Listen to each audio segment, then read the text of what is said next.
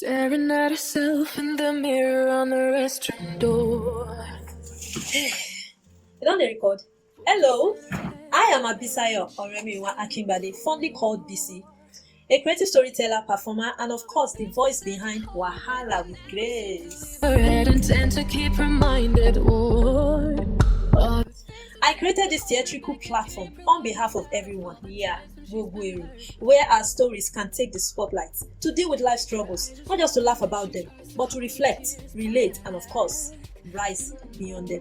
Her hands are shaking and her palms are sweating as she said, Everywhere you turn in this country, one kind wahala dey wait. But me, I face am with grace. "Hey, tell me what I can become."